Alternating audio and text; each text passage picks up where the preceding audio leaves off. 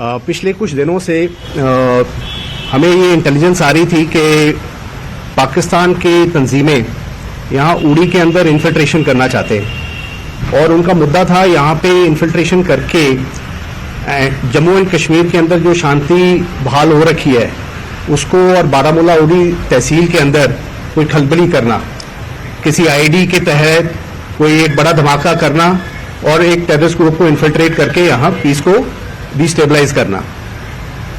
इसी intelligence inputs के मद्देनजर फौज ने और पुलिस ने अपना इंटेलिजेंस और सीआईसीटी ग्रेड को और मजबूत किया और पिछले कुछ दिनों के अंदर हमारी जो डैगर डिवीजन की फौज की आगे एम्बुशेस ले कर रहे थे उनको हमने इंटेलिजेंस इनपुट्स के हिसाब से साइट किया।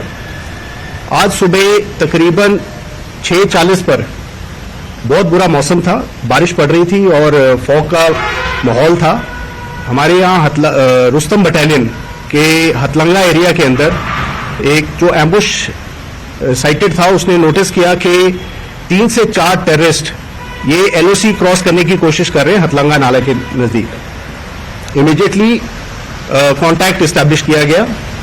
ये टेररिस्ट के साथ फायर फाइट तकरीबन 2 घंटे तक चली, 6:40 से लेके 8:40 तक। इस फायर फाइट के अंदर हिंदुस्तान फौज ने यूबीजीएल्स, एमजीएल्स और रॉकेट लॉन्चर्स का इस्तेमाल किया और इस फायर फाइट के अंदर एक टेररिस्ट न्यूट्रलाइज किया गया। इसके बाद जो एम्बुश पार्टीज वहां थी उन्होंने नोटिस किया कि 2 टेररिस्ट जो कि इंजर्ड हुए हैं उन्होंने अपनी थोड़ी मूवमेंट बदल ली है, तो उसके हिसाब से एम्बुशेस ने रिसाइड किया और तकरीबन 9:15 बजे फिर से एक सेकेंड फायर फाइट शुरू हुई।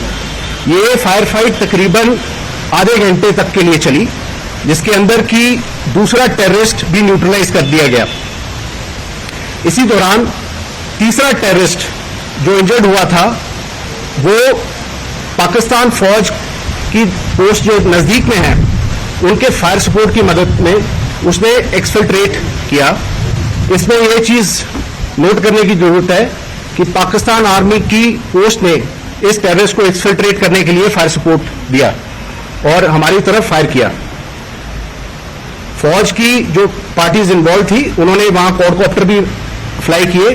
पाकिस्तान फौज ने हमारे क्वाडकॉप्टर्स के ऊपर भी फायरिंग की और ये टेररिस्ट जो तकरीबन 300-400 मीटर पाकिस्तान की तरफ एक्सफिल्ट्रेट किया वहां जंगल एरिया के अंदर, ये जाके वहां गिर गया और हमारे अनुमान के हिसाब से वो उसकी वहां ही वाज किल्ड देयर एंड उसके बाद उसकी बॉडी वहां से रिकवर की गई।